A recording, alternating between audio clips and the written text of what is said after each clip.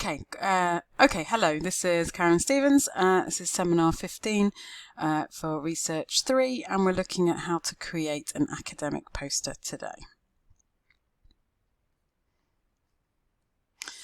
So the reason we're doing that is that this is part of your assessment, so it's task 1 of your assessment, which is a poster presentation. So you're going to be asked to select a topic area or research question from some that will be available on Blackboard or one of your own interests. And then you're going to undertake a review of the literature on this topic, as you did in the formative assessments last week and the seminars the week before. And in that, you're going to be using a mixture of quantitative and qualitative methodologies, or potentially both. What we're going to ask you to do then is to provide a summary of this literature review in the form of an educational poster. And that you'll have 30 minutes to then present this poster to an audience.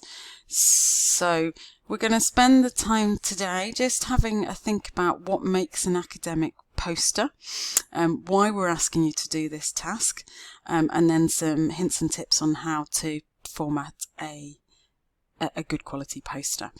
So when you attend conferences or meetings in the academic community, posters and poster presentations are widely used. So research posters are a way to publicise the research you're participating in, and to generate discussion around that. And then for delegates of the conference, it's a way to an opportunity to see what research is happening, and quite a volume of that as well, in a very time efficient way. So the poster has to be attractive, it has to be eye-catching, but it also has to be concise. So a mixture of brief text with a range of graphics, so that might be tables, graphs, pictures, and there's different ways posters are used at different conferences. So in some situations the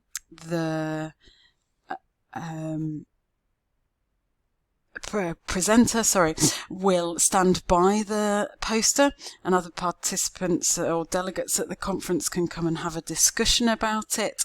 In other instances, the posters are just there for delegates to look at, and in other instances, they may do a more formal poster presentation. And at some conferences, these posters there is a prize for the best poster or best poster presentation, which of course elevates the publicity of that particular piece of research. So that's really why we're getting you to do a poster presentation, as it's a sort of format that would be commonly used to present research information.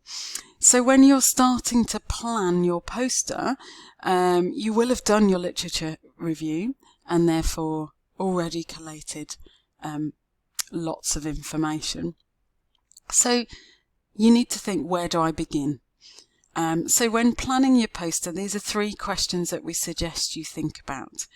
Firstly, what is the most important or interesting or astounding finding from that particular topic area? What do you want the people who are seeing your poster and hearing your presentation to know? But particularly if the poster needs to really get that message across. The second thing to think about is, how can you visually share your research? So how would you use charts, graphs, photographs, images to represent some of the information that you're really wanting to get across? And the visuals should really help with making the information that you share concise, digestible in a very short space of time, and they should really add to the poster, not just be there to make it look attractive. And then the third thing to think about, because we're asking you to do a poster presentation, you need to be thinking about what information is it that you can convey in the presentation that complements the information that's on the poster. So the two things should work together and not just be two separate pieces. So there shouldn't just be a poster and then your presentation. The two things should really complement each other. Once you've answered those questions, here are some ideas on how to make your poster as effective as possible. So the title needs to be short and it needs to draw interest. This is where you're drawing in the participants and you're already telling them what the most interesting or important piece of information is. As we said, the text is brief on a poster, so between 300 and 800 words. So that's not very much. Therefore, the text needs to be clear and to the point. And to do that, you might choose to make use of a number of formatting options. So you might use bullet points, you might use numbering, you might use headlines as a way to make it really, really easy to read. The use of graphics, of colour and fonts, important. So it needs to be a font that is readable. And the font size, therefore, is important. Colour needs to be important. So what is the easiest sort of background font colour combination for your readers? And your graphics need to add to the information flow.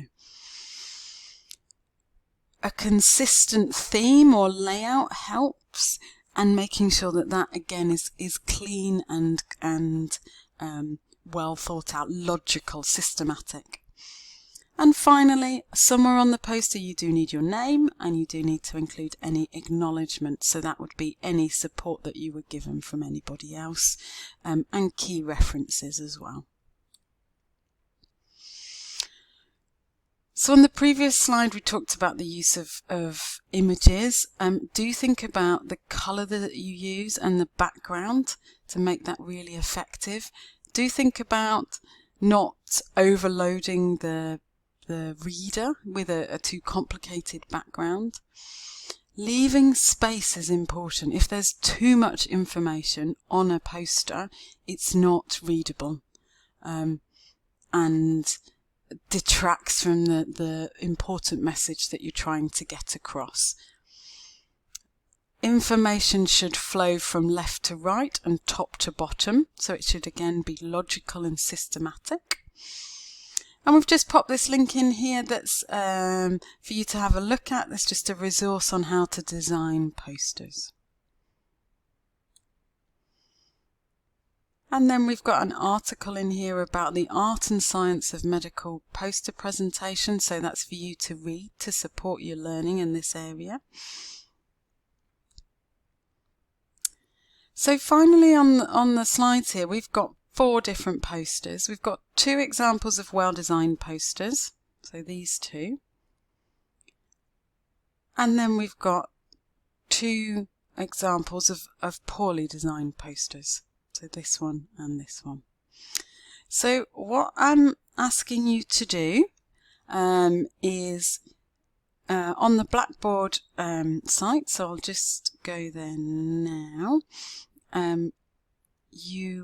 We're going to have a discussion, so we're going to use this function of Blackboard, which is a discussion forum, to think about what makes those 4 posters good and bad.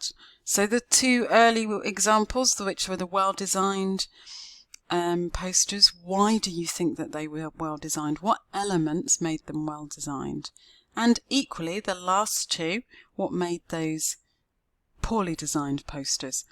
So once you've clicked on discussion here, this page will come up, and then if you click on poster design, click on create thread, and then you can just put your thoughts on the discussion board.